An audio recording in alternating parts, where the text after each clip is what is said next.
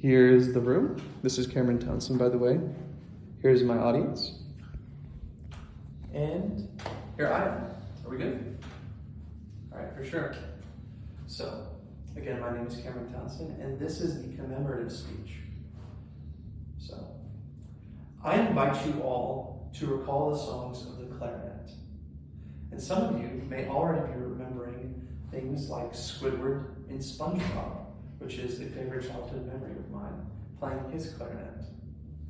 The clarinet was pivotal in the development of music throughout all of time after it was invented, and is still used in many songs today, like Gershwin's Rhapsody in Blue and Radiohead's Life in a Glass House. Scholars such as Yoon and Ra describe the clarinet's impact on the music world as impactful, important, and groundbreaking. The clarinet was not only essential in the late classical era, but it became even more popular as we went through the Romantical era and onto the Jazz era. The clarinet was so important in all these eras. So allow me to explain a bit further on what I truly mean. According to Yoon and Ross specifically, the clarinet's introduction into the Mannheim School was important, noteworthy, and pivotal, as it was an introduction of an essential instrument into jazz during the uprising of jazz in New Orleans. Also, according to Kinsler, there were 3 clarinet professors who went by the name of Tio.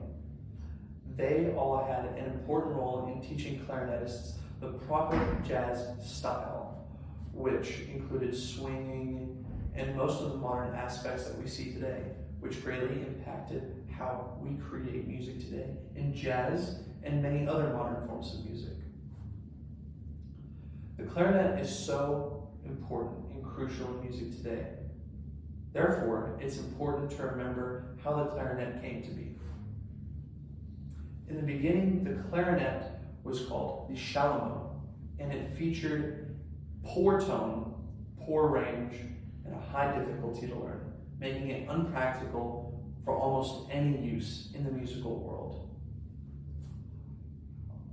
According to Rainey, Joseph Denner added the register key to the chalumeau, then naming it the clarinet, giving it a higher range, being able to overblow to an extra 12th, which is a high range in music. So, this high range had a better tone and tendency, though the clarinet was still very hard to play, having only 2 keys. Also, according to Rainey, then came along Augusta Buffet, who ran the line of Buffet clarinets. I'm so sorry about that. In about 1837, which included 17 additional keys and 6 additional rings. This made the clarinet much simpler to play and allowed for a much wider group of individuals to start learning and performing clarinet professionally. The clarinet has progressed even in 50 short years. It has made great improvements on reed quality, ligatures, mouthpieces, barrels, bells, you name it. The clarinet has made significant leaps and bounds in what it can do, even in just 50 small years. This is in contrast with the trombone, which has been around for many, many years before the clarinet, and has already made its significant improvements. This gives the clarinet a much wider stage in front of the modern world than those instruments do.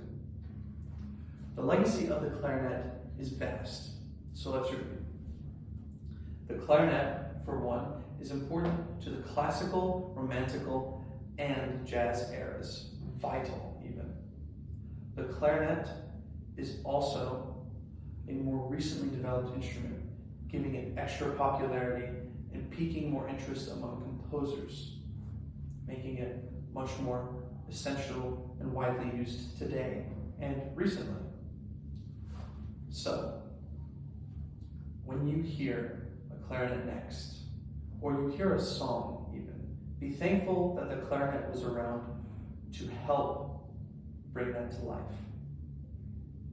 While the clarinet was not always the most fundamental or popular instrument in any song or group, it has changed the way that we create and write music forever.